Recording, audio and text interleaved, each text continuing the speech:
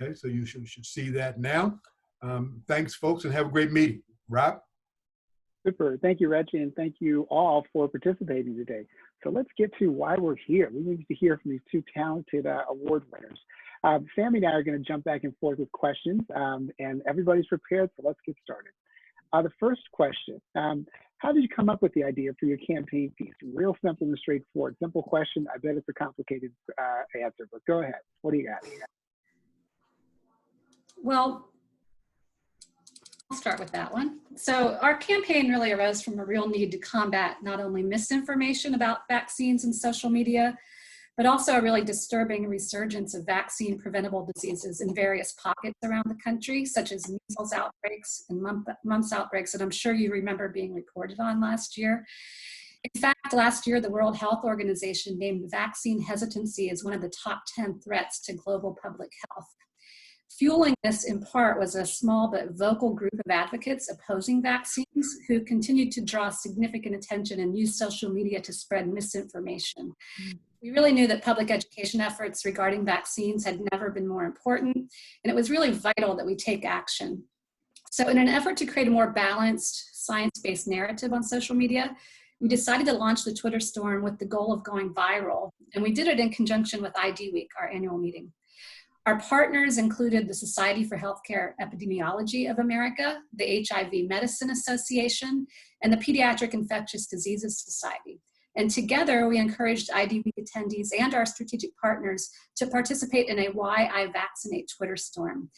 And it was really designed to flood social media with vaccine-positive messages and spread the truth about vaccines. So the Twitter storm algorithm for determining that something is trending, it favors a sudden coordinated spike in activity on Twitter. So we planned the Twitter storm for a specific time during a vaccine hesitancy symposium at our conference, because the attendees there would really be engaged and passionate about the topic. And we also didn't unveil the hashtag until right before the Twitter storm, except to our closest partners and member ambassadors. And it turned out to be a really great success. It went viral, and we'll talk a little more about that today. But back to your original question about how we came up for the specific idea for that campaign, because ID Week was being held in Washington, D.C. last year, we decided to combine the meeting with an advocacy day on Capitol Hill that we called the Big Idea. And our CEO, Chris Buskey, asked us to create a call to action that could focus on an issue that was really central to the missions of all of our ID Week partner organizations. And as I mentioned, because of the resurgence of vaccine preventable diseases last year, and because of the misinformation that was being propagated via social media, we decided on the Why I Vaccinate Twitter storm. Wow. And I, just to add to that briefly, wanted to participate in the dialogue about vaccines in a different context rather than just countering misinformation. We rarely win in a back and forth like that. So we wanted to send positive, proactive messages about vaccines using correct information and talk about why people should feel confident in the science, and do that through the use of personal stories, why it matters to individuals, from physicians to moms, and why they personally made those choices to trust vaccines. Wow. Imagine, in a science-based, trying to establish a science-based narrative in this environment, I think is tremendously challenging. So that is exceptionally impressive. Sammy, you want to jump in? Yeah, the connectivity behind the human touch, I think, is super important. Obviously, the facts matter, but people connect with the stories and the human element of it too. So I think that's really smart. And before I jump in with more questions, I just wanted to say congratulations again on the win. That's exciting for you and the organization. So congrats again, ladies, and congrats to IDSA. So continuing with some of the questions, the notion of going viral on Twitter is huge, right? So can you say more around what were the metrics, what were the goals of the campaign piece beyond going viral? Sure. So as Felicity explained, the primary goal around, because it was a Twitter storm, the primary goal was for that hashtag Why I Vaccinate to go viral. Specifically, our objectives were to drive page views to a landing page that we created around the Twitter storm that was full of factual information, tons of information on science and why they could trust vaccines. And so the goal was to drive at least 500 page views to that landing page.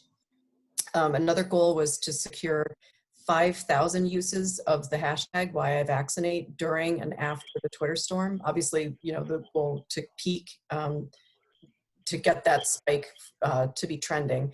And then, like I said, for the hashtag to go viral. And we were hoping to appear on trending lists measured by Twitter and Simpler.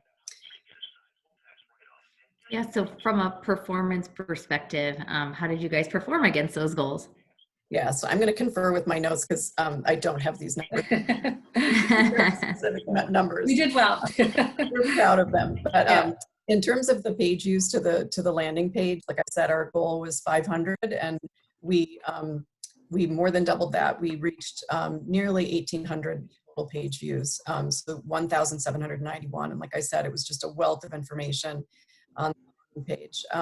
In terms of the number of tweets, as I said, the goal was 5,000. It resulted in 9,584 tweets during the Twitter storm. And then this was the most thrilling, you know, we were just all really super excited as it was happening. But in terms of making the hashtag go viral, the #1 trending hashtag in DC, when we reached that spike, we were the #5 trending hashtag in the US and number 28 globally. We also were really excited by the media coverage that the Twitter storm received. We had coverage in Newsweek and Forbes. Medscape covered the story, and then a trade publication that is important to us, but Infectious Disease News. And that resulted overall in nearly 40 million media impressions. So it just kind of, it built legs, you know, onto the Twitter storm and just kept the story going. And then, you know, just anecdotally, we were thrilled with some tweets from people support during the Twitter storm from unexpected folks, like some legislators. We had leading global health organizations, academic institutions, and other, you know, influencers in big organizations. We were just thrilled that everybody got behind it. Wow, that is impressive. Is there anything else you want to you know, elaborate on there before we move on to the next question? Because it feeds into this. Okay. So, you know, what we're hearing is that clearly this campaign is wildly successful from a goal standpoint, from a performance standpoint. It's fairly complex as well. And I think, you know, the question that comes to mind as a consequence is that, you know, what are some of the, you know, was there something that you did special, or, you know, somehow something that you did differently for this particular campaign, given what you articulate as your goals and the performance of those goals? Any particular insights that you might share around how you may have adjusted something or just thought about it from the inception? Sure. Well, as Jen explained, it was really a massive undertaking with some really lofty goals. So it was a team effort across 4 separate organizations, our ID Week partners. So it really required a great deal of project management and coordination among the various staff within each organization, such as our meetings team, government affairs staff, clinical affairs, communications, social media. It was really an all hands on deck effort. And our PR firm, PCI, was really integral in bringing it all together and keeping us all on task. And I don't know, Lauren Martin, if you're out there watching, big shout out to you. Thank you. Also, you know, IDSA is a membership organization first and foremost. And most of the communications campaigns we've undertaken in the past have really been directed toward our membership. So this campaign was really one of the really first big, truly targeted campaigns at the public. And we used the voices of our members to do that. And that was something new for us. Yeah, I think that's a fascinating point that you make, that call it innovation and digital and social media is not just a department. It's really a function of the entire organization. So I think the strategy there was really interesting. So from that perspective, can you ladies share more about kind of what lessons you learned through working on this campaign and kind of what made it come to fruition? Mm-hmm. Yeah, sure. So again, an effort of this magnitude just really takes time and planning. So we began working on the 4 months in advance and had regular meetings and strategy sessions to ensure that we stayed on task. And when you think about causing something to go viral, you might think that it just happens in the moment, but it doesn't necessarily. It was a very planned and strategic effort on our part. Jen, do you have any Yeah. to add to that? I would just add, I totally agree. The topic that you choose is really critical. It needs to be a message that inspires everyone to become involved, or a very large number of the audience to become involved. Not every issue lends itself to this kind of embracing. But I think the success of our Twitter storm, we became victims of our own success, and it became kind of an inside joke within our department, that kind of everything we were working on in the kind of couple of months after the Twitter storm, every project and program became, requests from other staff members and even members themselves saying, let's do a Twitter storm. Because it just, I guess that's a sign of success when you make it look so easy. But as Felicity said repeatedly, it just took a great deal of effort. And I'll just repeat her many thanks to Lauren Martin and Sarah Connolly with PCI and their guidance on it. But we had never done anything like this before, and we learned a ton about the amount of effort that goes into it and the planning. And so, it's not something you should just go into lightly. Right. Prepared. Yeah. So winging it was not part of the strategy. No. Right. So certainly not a casual effort by any stretch of the imagination. No. Yeah, I think, you've talked about, I think you've already begun to share, why this was successful. But one of the things that, communications, professionals, struggle with oftentimes, I think, whenever we're undertaking a massive campaign, it's the coordination behind the scenes. So you touched on that a little bit with regards to all the various layers of, interdepartmental layers, as well as in your case, you also had, an external layer that you had to navigate and incorporate at times. Are there any, anything else that you might want to attribute the success of the campaign to along those lines, or any other thoughts that just kind of pop into either of your heads as we're talking about this? Yeah, so as Jen mentioned, we were able to choose a topic that really inspired our members of other organizations and attendees at our meeting. So it was something they just truly felt passionate about, and they wanted to participate and make a difference. And I think that was really probably one of the key pieces of the campaign. Yeah, I think for our doctors, seeing what is happening across the country with the resurgence of measles, which was something that we had, eliminated, it's deeply upsetting to them and very frustrating when they continue to see this misinformation that's proliferated. And they wanted to respond to it, but like I said earlier, it's intimidating and really not something anybody wants to do, to engage in a back and forth with someone who's feels very strongly in the opposite opinion. And so this campaign was I think it was really appealing to them because it just gave them this opportunity to just provide their own story. And so I think and that's part of choosing the right issue to build a Twitter storm around as well. I mean, when somebody's really personally motivated, you're going to get the backing behind it. Yep. Nice. Thank you for sharing that. Mm-hmm. Yeah, and not to overshadow all of the success and the wonderful things that the campaign and Twitter Storm did for the organization, but there's lots of things out there like hindsight's 2020 or failing forward. So say a little bit more around those things for the audience and for Rob and I, just to understand if there was something you maybe thought we could have done differently, or if we approached it with a different mindset, or just share more in terms of those things. Sure. So one of the things we did at the meeting itself, we created this really large Why I Vaccinate wall where attendees could actually physically write with a Sharpie the reasons why they vaccinate. And it was a really great way to engage participants in ways other than social media, because we had the real physical presence there at the meeting. And we just didn't realize how popular that was going to be. And we actually ran out of space on that board. And so in retrospect, we think we probably could have created other in-person opportunities to engage as well at the meeting.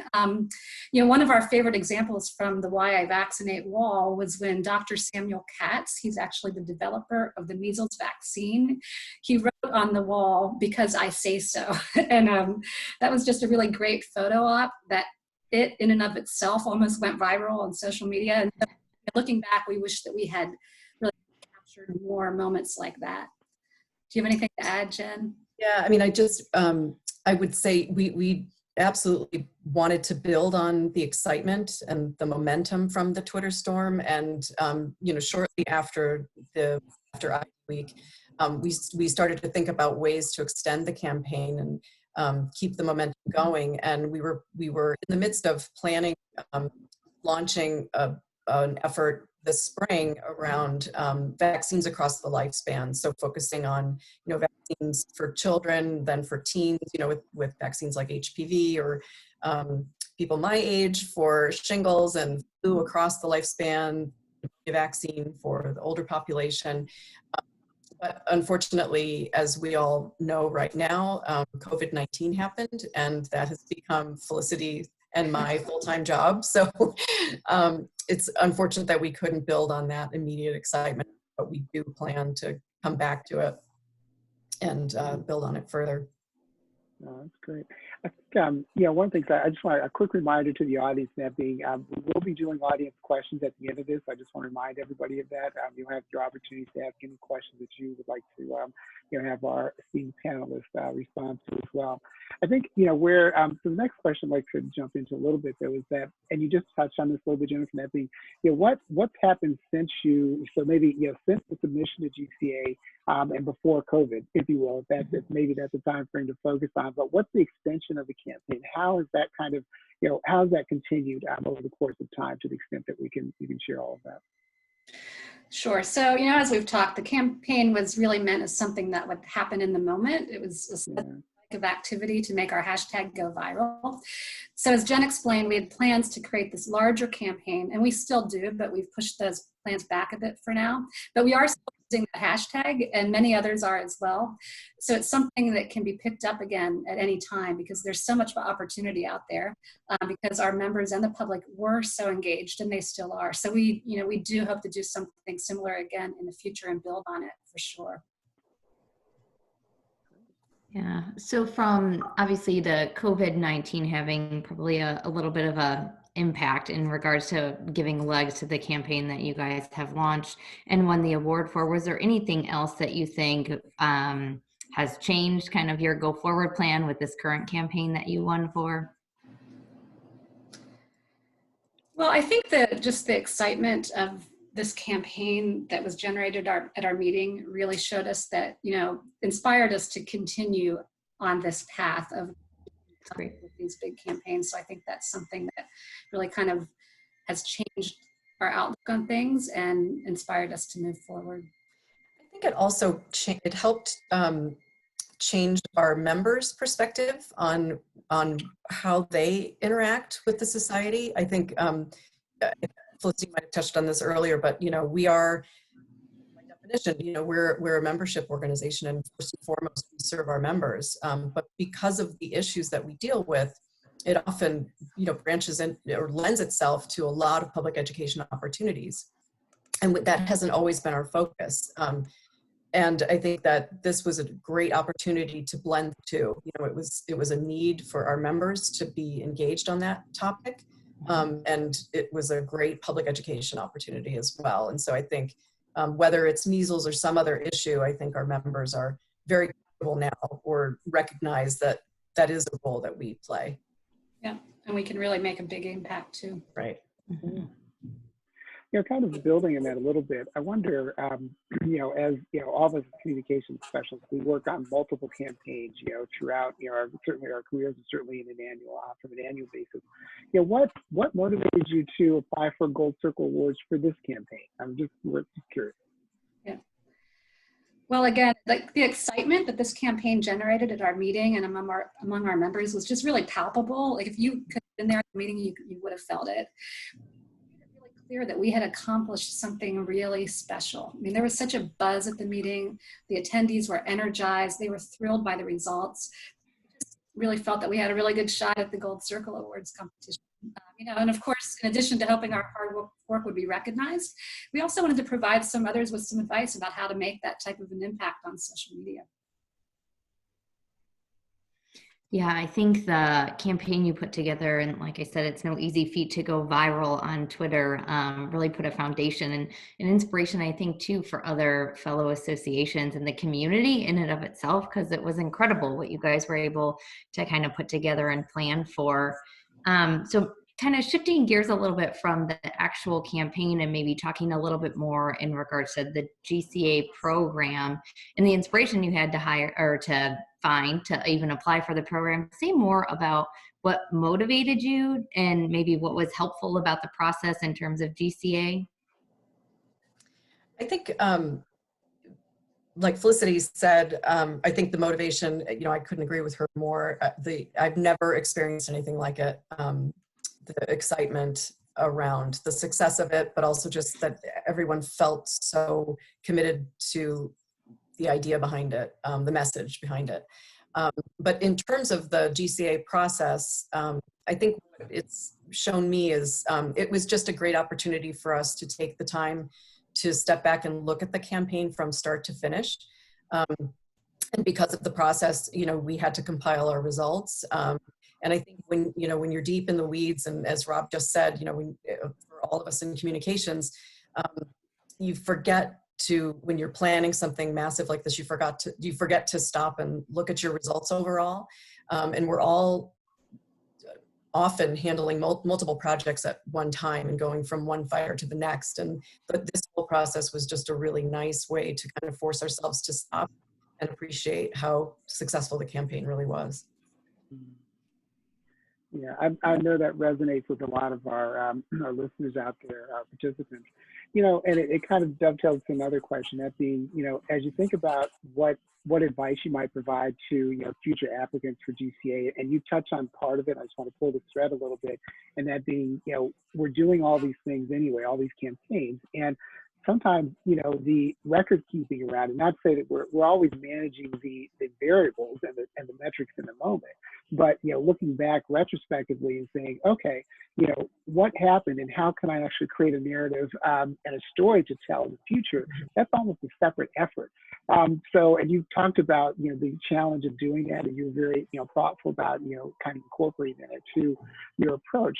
What is there any other advice that you might share with regards to for people who would be interested in applying to GCA and ascending the throne that you both sit on? I would say the most important piece of advice from my perspective is from the outset of a program or project to set very specific goals and benchmarks, and to be very clear in your objectives. I think that, and it doesn't just apply to GCA, we all need to do it for our own internal leadership, whether it's, the management team level of your own organization or the board or whomever is making decisions. But, in order to get future support, whether it's budget or time to do these projects, it's just beneficial all around to have those goals and benchmarks set so that you can measure yourself against them at the end. Yeah, I think so too. Felicity, did you have anything you wanted to add to that? First, I'd like to apologize for my dog barking a little bit ago. So we're all at home. No, I think Jen just expressed it perfectly. I just think that really, setting the goals and having the benchmarks and being clear on your objectives is really important. Yeah. So shifting gears a little bit, I think we talked in terms of the community, what they can learn from, the program that you've put together. I think we learned how members were involved and how it was an impact to your organization. We'd love to hear if you have feedback for us in terms of how the process went through application for the GCA program, because we'd love to ensure, of course, more individuals and more organizations apply to share the good work that they're doing. So any feedback for us? I mean, I think it's a great program. I think the application process was straightforward. If I had to suggest something. I guess I would suggest possibly more opportunities for the judges to comment on the entries. So I know that in the last year or two, ASAE did start allowing judges to make comments on kind of an ad hoc basis and then forwarding them to the person who submitted the entry if some comments were made. But if there's any way to kind of more formalize that program, if that's feasible, I don't know, but I think that's really helpful. You know, the entry process, as I said, it's straightforward, but it can be time intensive. And you know, when it's a project that you've really put your heart and soul into and you possibly hear that you didn't win an award, it would be really great to get more suggestions on how you can improve it in the future. Now we've got, I think I want to get to a question here real quickly because we've got someone who's been raising their hand as well. So I think, you know, why don't we finish this? We've got one more question and let's go to the Q&A. And an important comment here, important question rather for both of you, and you just touched on it a little bit was, you know, Jen, you'd mentioned the internal leadership and the ability to, acquire resources, if you will, for the future.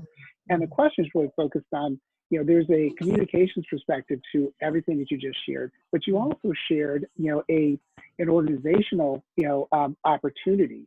And I guess the question that I'd ask you is that how has this effort moved your organization forward? Because in many respects, we're all stewards, even from a comm standpoint, we're stewards for our organization. So how does it push the organization forward and maybe to a new place that it wouldn't be in, you know, absent your work? I mean, I think, you know, as we mentioned earlier, this was really one of the first large education campaigns we've undertaken that was directed primarily at the public. And I think this award just really showed us how successful we can be in that space. And it really gives us the inspiration and also our members and our leadership the inspiration to continue to move forward in that manner. So I think that's really a real tangible way that it has helped us move forward. I would say it almost became immediately, well, not immediately, but you know, we all know our meeting, the Twitter storm was in October of last year.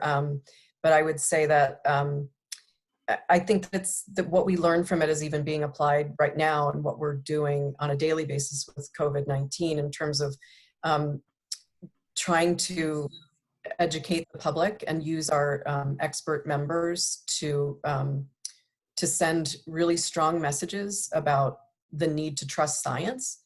So, you know, it's very, very different issue, but similar tactic. And I think we benefited from having pulled together. And we've been super engaged with our members and the public on COVID-19. Yeah. So we've got a question. Actually, we've got one of our participants has his hand raised. So I think, Reggie, if you can give him permission, you can open it up, the channel, then he can actually ask the question to us directly, I believe.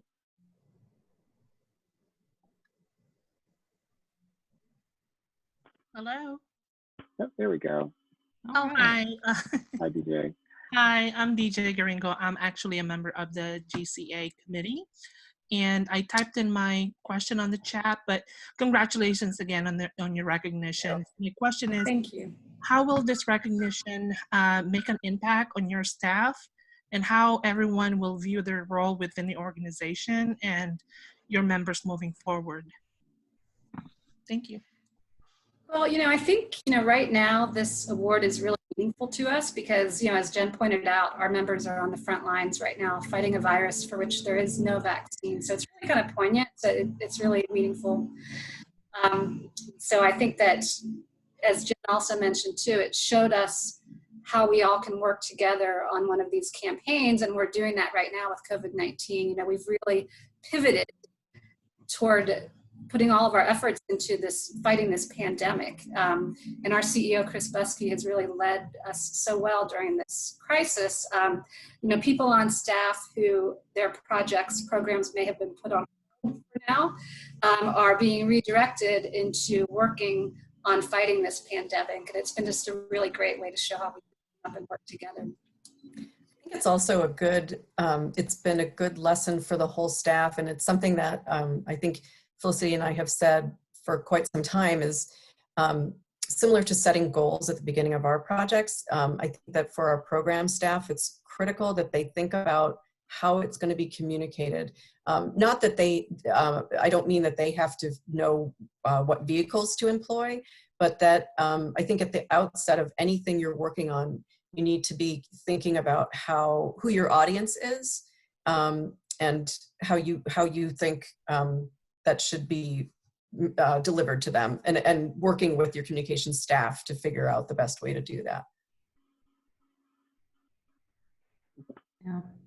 Excellent. Well, thank you all. This is Maisha Hedden, and for many of you who know my voice but don't know my face, or vice versa, I am the program manager for the Gold Circle Awards program this year. And we again want to continue to say congratulations to you all, IDSA, and appreciation to High Rose for joining us today and participating in this. We do have a couple of more questions that have come in. I have one in our question and answer space. And again, before I read this question, want to encourage everyone to continue to put your questions in the Q&A feature, and we'll make sure they get answered. The question that we have up next is, what would you have done differently? Well, I think, as I mentioned earlier, I think we just could have found more ways to really showcase the Twitter storm in a more physical way at our meeting. Primarily a digital communication, that's where we put most of our efforts, social graphics, that sort of thing. But, there could have been more branding, more signage, more ways to, show a physical presence during ID week. I don't know, Jen, do you have any other thoughts on that? No, I agree. I mean, I think I wish that we could have, I don't know what the answer would have been, but just this massive wall that everybody signed their reasons for why I vaccinate. We literally ran out of space. People were signing the sides and sticking Post-it notes next to it, because there was literally not an inch of space left. And I wish that we could have come up with a way to kind of share that back. Mm-hmm. Yeah. Excellent. Yeah, I think someone wrote on the corner, "We're going to need a bigger board," and they put Yeah. That's awesome. That's awesome. Yeah. And so the next question that we have is, how did you determine your goals before you started the campaign? Well, I think, the biggest goal that we had was to just make a splash. And we really wanted to have this big call to action that inspired our members and our attendees. And, as I mentioned, Chris Buskey, our CEO, was the one who said, we just need a call to action. So from there, we kind of stepped back and thought, well, how do we do that? And the way we do that is go viral. And so that was our big goal. And we had to figure out, how do you do that? And working with PCI, our PR firm, we came up with the goals as specific, metrics in terms of the number of hits, the number of tweets, all of those things in order to make that happen. And some of that, I think, was rooted in what the number of followers that we had on Twitter leading into it, but also kind of knowing that we were reaching way beyond just our typical followers. So I have a question. I didn't type it in the chat because I'm here, but thinking about the success of, Maisha, I apologize, but the success of this campaign has just been amazing. What I'm curious about is, from, call it a downstream effect, how do you see this impacting not even just your day-to-days, but other campaigns, other goals, other big visionary initiatives that you guys are launching? I would say we've set the bar high. So yeah, so which is a great thing. But I now we've seen what we can do, and it kind of gives us a forward vision about more is possible. So I think that that's something that's exciting. Mm-hmm. And certainly, building in social media campaigns into all of our programs and projects that we're releasing. There's always that social media component. I have one question for you, and that being, and maybe related to what you just were sharing. So I'll tap into you a little bit more and just say, if we can get behind the scenes a little bit, what are you thinking about? What's that next thing down there that you're considering? So, this is what we're going to do, based on the success of this campaign. And you're already thinking, because I know you're already thinking about something, as we all do. But what's behind the scenes? Can you allow us to lift the curtain a little bit and say, hey, what's going on over there? So I'll start, and then Felicity, you can jump in. I think the immediate reaction is what's on my mind right now is COVID-19. It is, Right. it is, I mean, it's on everyone's mind, but when you also are working for an organization that it is what we do. So literally there's very little else I think about other than keeping my cat at bay while I'm doing a live Zoom interview.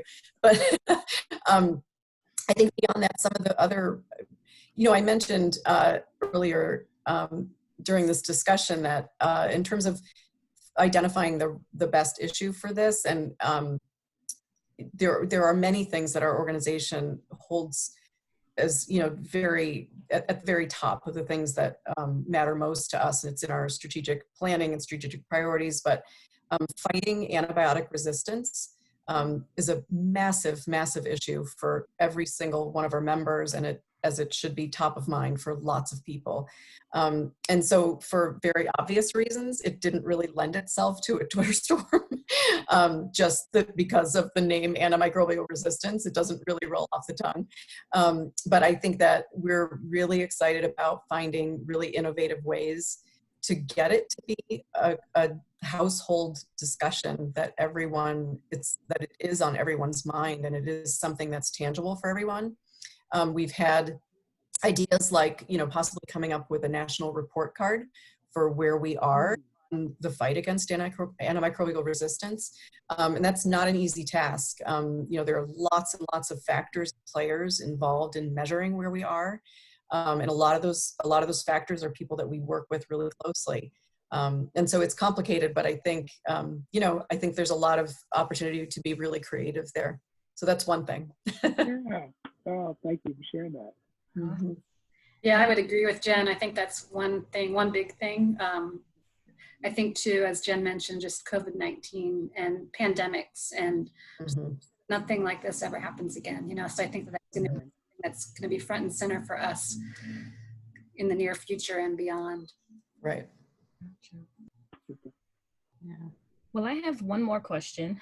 This is my personal question. And again, just want to reiterate, if there's any more questions from our audience, feel free to add them to the Q&A feature, or I know some of you have posted in the chat feature. I'll read them from there as well.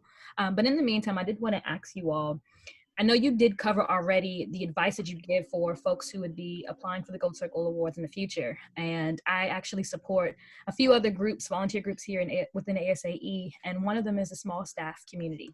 And I know our budgets across nonprofit space can range from large to small to medium, and staff size and all those factors. But what advice would you give for an organization that wants to do an impactful, meaningful campaign like you all were able to successfully do? I know you did a lot of planning, but what advice would you might give them, whether they had a small budget or a large budget and staff size? Well, I think probably one of the main things is to identify your partner organizations and those who will be your ambassadors. So even if you have a small staff, there are probably other organizations out there that share some of your values and some of your goals. And so recruiting them to kind of being extensions of your small staff, I think is really important. So that would be one of the main ways I would think about looking at it. I would also say it is critical that you have support from the top. From your board, from your leadership within your organization. If they're not committed to it, it's going to make your job really, really hard, because it does require a lot of time. And I would say, there aren't materials associated with it. Well, hard materials, it's man hours. So you have to be given the green light to use those hours to develop that effort.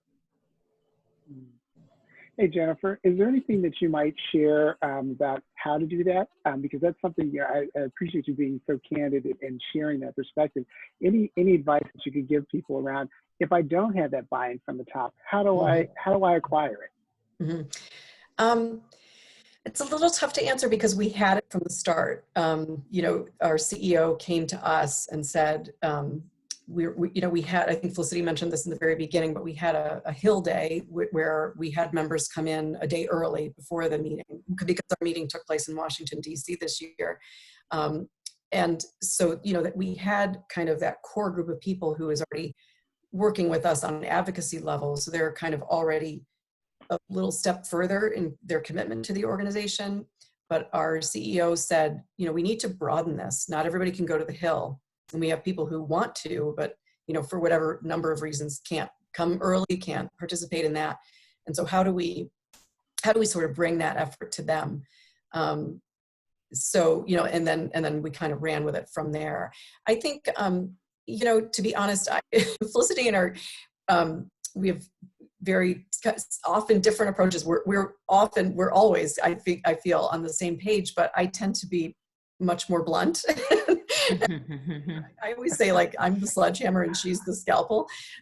Maybe I should find a more positive analogy, but I do think that it is a matter of really being honest with the leader, saying, I share your goal, but I really think that for this to be successful, it's going to take this, and I think we're going to be disappointed, and it's going to be a waste of our energy if we don't go all in. Yeah, thank you for sharing that. Mm-hmm. Yeah, I would add too that, show them examples or data or, Mm-hmm. examples of campaigns that you want to emulate, and say, if we work together, we can do this, we can achieve this, and you can get their buy-in that way as well. Right. But we were lucky because we had it from the very beginning. So Mm-hmm. all that much easy. Excellent. Well, I'm not seeing any more questions come in from our audience. Okay. So we can maybe wrap up. I've got one question, then Rob, if you want to go with the final one around gold circles. But I was curious from kind of the cultural impact of the organization. So especially in times like these, it's important to celebrate the wins. We all have so many other things and priorities we're juggling. So winning a major award is important. How do you guys envision sharing this throughout the organization? I get we're in a virtual environment, so I had joked around sharing the award on people's desks or in their office. We can't really see that. Maybe you can on Zoom virtually, but how are you guys going to give this legs and, embrace it as a culture across the organization? Well, I think your idea about, actually rotating the award to staff people and having it in virtual backgrounds is a great idea. So I think we'll do that. Thank you for the idea. I think that in terms of a big celebration, as we've said several times, our members are out there on the front lines fighting COVID-19 right now. And really this award belongs to them too, because they participated in this and they were so energized by it. And so we want to be able to celebrate it at its when they can participate too. So I think what we're looking at is something down the road a little bit, probably in conjunction with ID Week again. If that's virtual or in person, we're not quite sure yet, but we're going to find a way to do that. And in terms of the culture of the organization, I think, and Jen, you can weigh in too, as I mentioned, with COVID-19, we're just all pivoting and working together as a team. And I think that Twitter storm helped us kind of prepare to be able to do that. Mm-hmm.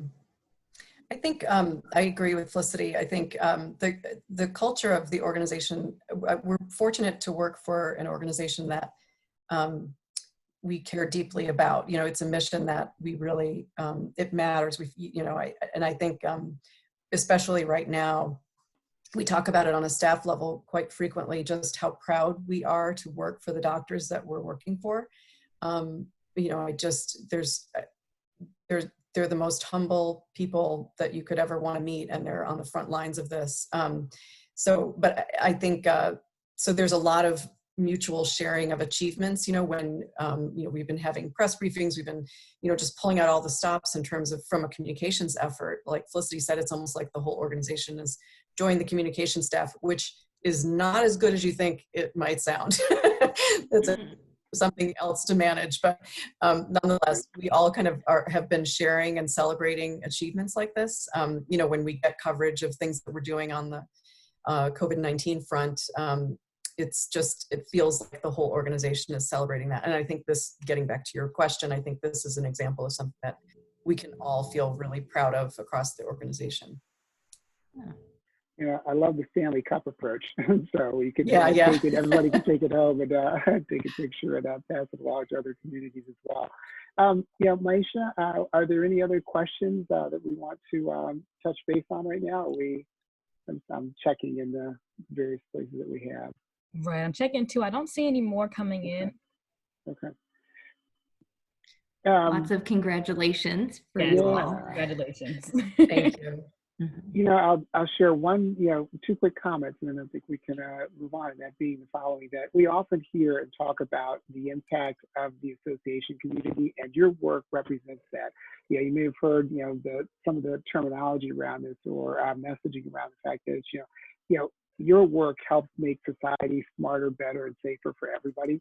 And you guys are the, you know, personify that, you know, through your work. So A, just thank you for caring the way that you do, and B, your willingness to apply all of your professional and personal, you know, professional skill and your personal commitment to helping others, because that's what this community is about, you know, from the beginning of the day to the end of the day. And now those days are 24-hour days, you know, in many aspects, and certainly for both of you and your organization. I can't imagine it's anything but that. I guess, you know, if there's nothing else to share, I just want to say, you know, first and foremost, thank you to Jennifer. Thank you to Felicity for sharing your brilliance. Congratulations as the Gold Circle Award winners. We couldn't be more happy to help provide a platform for you to share your knowledge throughout the community. And this won't be the only time. We'll make sure that we share this content as much as possible. Sammy, you know, of course, mad thanks to you from the High Road Solutions standpoint. You guys have been there for so long supporting this community and supporting these awards, and the importance of sharing the work of Jennifer and Felicity in this case for the benefit of the community. Also want to thank Reggie, who's always there to help us out in many ways, and in this case, you know, from a technology standpoint related to how do we actually do this effectively. So I'm sure everybody had a wonderful technology experience. And of course, Maisha, who brings all this together for us day in, day out. Her efforts are why it all happens. So thank you to everybody. You know, Maisha, I'll jump over to you and see if there's anything that you want to share. Otherwise, we can you know, allow everybody a few more minutes back to the day at this point. Maisha. Excellent. Thanks so much, Rob. Again, just want to echo his thank you to everyone. I did want to take a quick moment and give an extra special thank you to those of you who joined us, who are members of our judging committee who supported us this year. We had over 100 judges who participated, and we are very, very grateful for them dedicating their time and efforts during what's going on with our with the health pandemic currently. But I also want to give a huge special shout out to the Gold Circle Awards Committee. They are the ones who helped to select the overall excellence winner this year. And out of all of the winners that we had, they recognized you all even before the pandemic really started to pick up, and wanted to make sure that, you know, they recognize folks who were doing really amazing work. So again, thank you to all of our winners. Thank you to the judges. Thank you to the committee members. We appreciate you all's energy around this, and hope that we can continue to have dialogue around great work that we can do, maybe not right now, but in the very, very near future, to continue to see our organization succeed. So thank you all. And I would share lastly that make sure everybody tune into MMCC Virtual on April 29th. So we obviously had to cancel MMCC this year for obvious reasons, but we are having a virtual version of MMCC on the 29th. So if you're interested, make sure you tune into that. I think it goes from about 10 to 4:30 or so. So there's a full agenda there. I'm sure you'll enjoy it. And we've got a whole lot of people that have signed up literally overnight. So we look forward to that. That's awesome. I think that's it. Excellent. Thank you so much for having us, and for finding a way to honor us virtually. It was great. And we're just really excited to be part of this. And thank you to the judges and to the committee. It really does show the power of associations, and we're really excited. Yes, thank you so much. We're honored to be a part of it. Yeah. Great. Okay, everybody. Super. All right. So Thanks, Jennifer. Thanks, enjoy the rest of Felicity. your day, Thanks, everybody. Rob. Thanks so much. Thank Thank you. Thanks, Take care. everybody.